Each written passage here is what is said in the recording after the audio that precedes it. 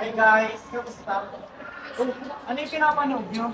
Nanonood kami about sa awareness about sa dengue. Celsius, severe headache, pain behind the eyes, muscle and joint pains, and a generalized pain. Boring naman ang pinapanood nyo. Tara, tambay na lang tayo. Tara!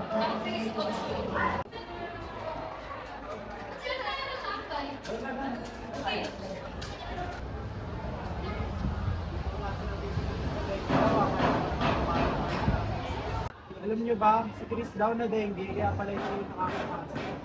Seryoso ba? Eh, nung nakaraan lang tumanggal kami yun sa kanila eh. At saka ang healthy niya pa nun eh.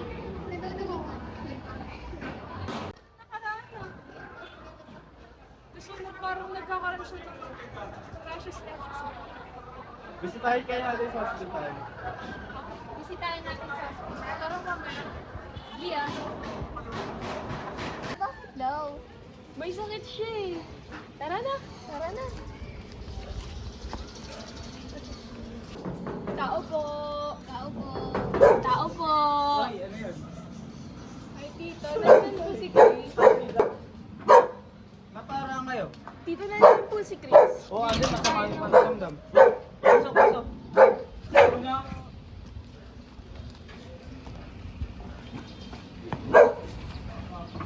Upo muna kayo. Upo muna kayo. Uy, tol, kamusta ka na? Bakit nandito ka sa mga sampayan? Hindi mo ba alam na dyan ang gagaling ng mga ganito? Oh, totoo. Sige na ha, may iwan muna kayo ha. Sige po, tito. Thank you po. Uy, buti na pabisita kayo, no? Salamat pala, no? Bakit? Ano ba nangyari sa'yo, pre?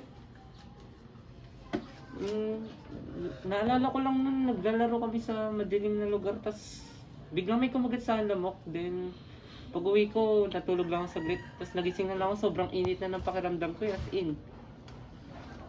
Paabot nga ng kumot ko, giniginaw po ako. Mata na ako. Sa susunod kasi mag-iingat ka ha. Opo, salamat po, pa. Oo, sana okay tayo. Susunod kasi, mag-ingat ka.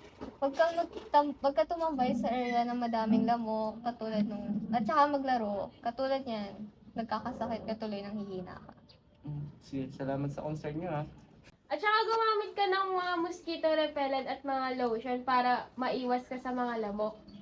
Paano nga ba iwasan ng dengue ayon sa WHO? Una, iwasang tumambay sa mga malalamok at maruruming lugar. Pangalawa, gumamit ng mosquito repellent at mga lotion. Pangatlo, panatiling malinis ang labas at loob ng bahay. Pang-apat, sirain at tanggalin ang mga bagay o maaaring pamahayan ng lamok. Ano-ano nga ba mga sintomas ng dengue? Una, matataas na lagnat, pananakit ng ulo, mga mata, kalamnan, at kasukasuhan, at huli, pamamantal.